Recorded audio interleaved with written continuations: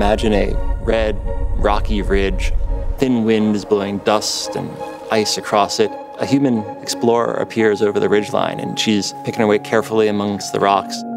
Then the radio crackles, and it's base. She says, "I'm up on the ridge. I'll be back soon, and I think I found something interesting." Of course, we're not on Mars. We're in Antarctica.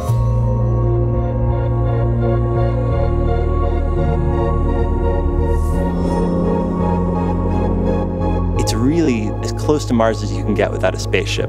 It's a place that humans, in a sense, aren't meant to be, but it's a place that we're drawn to because it has answers to questions about how Earth has been, how the climate has changed. And Mars is the same way. It's a planet that has answers to questions like, where did we come from and what was the early solar system like?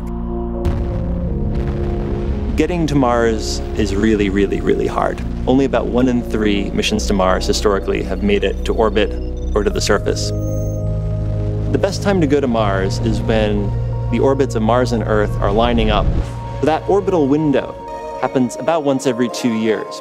It takes about 6 months to get from Earth to Mars. In some ways, the most dangerous part of a Mars mission isn't that 6-month transfer between Earth and Mars. It's entry, descent, and landing, the 7 minutes of terror. You arrive at Mars, fire your rocket engines to slow down and get captured by Mars's gravity. Then, the spacecraft dips into the atmosphere and allow friction to slow down the spacecraft. So the last phase of landing is lighting up those rocket engines one last time, blowing the dust away, and hopefully setting down on a nice smooth part of Mars. Is there life on Mars today? Nobody really knows for sure. And yet when you look at the surface of Mars, there's all kinds of recurring slope lineae, water tracks, little trickles of brine flowing down the slope that could be a whole universe to a microbe. This is water at the surface today. This is a place where we need to go look for signs of active life. Using Antarctica as a model, I think that's important. And in Taylor Valley, we get a hint for what kinds of organisms could be living in these features, how they would survive, and how the water actually moves through the soil and maintains a habitable environment.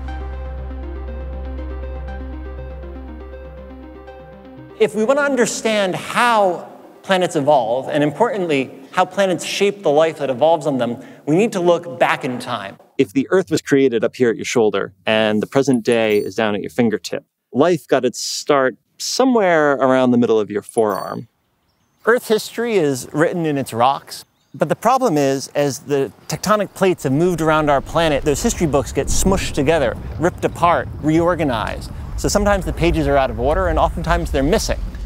Most of the rocks at the Earth's surface record only events from about your hand onwards. If you want to reconstruct the history of the rocky planets of the solar system, you have to go somewhere where that library is intact. And that planet is Mars.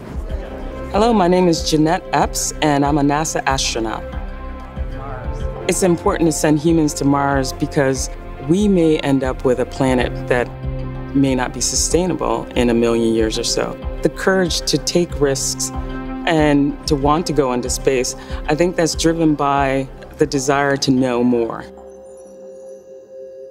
The key to exploration is being able to live off the land. If you think about settling the American West, your plan is that your mules are going to eat the grass, and they're going to drink the water, and they're going to breathe the air. But what if you were settling Mars in this wagon? What if you had to bring all of that with you? Fortunately, Mars has the resources that future astronauts will need to live off the land. And the key consumable for space missions is water. You can drink the water. You can use it to grow food. You can split apart the hydrogen and the oxygen to make oxygen to breathe and use that hydrogen for rocket fuel to get you home. Believe it or not, future astronauts on Mars might have to drink rocks. How can you do that? Some rocks actually have water built in to the crystal structure of the rock. Little water molecules are latched on, and by heating them up, you can actually drive that water off. Water is the key that unlocks Mars exploration. The trick is getting astronauts to the places where that water is and giving them the tools they need to use it. Ignition sequence start. Apollo 11 astronauts, Armstrong, Aldrin, and Collins are to lift off on the voyage man always has dreamed about. Next stop for them, the moon. When we landed on the moon, it inspired a generation of scientists to want to figure out how to go further in space. It's one small step for man, one giant leap for mankind. Landing on Mars likely will have the same impact of inspiring a new generation to want to go even further than Mars. Every kid wants to know what's outside of their fence, what's beyond their block. And for humanity as a whole, we really haven't gone very far from home. I think humans are on the cusp of being able to explore our solar system and beyond.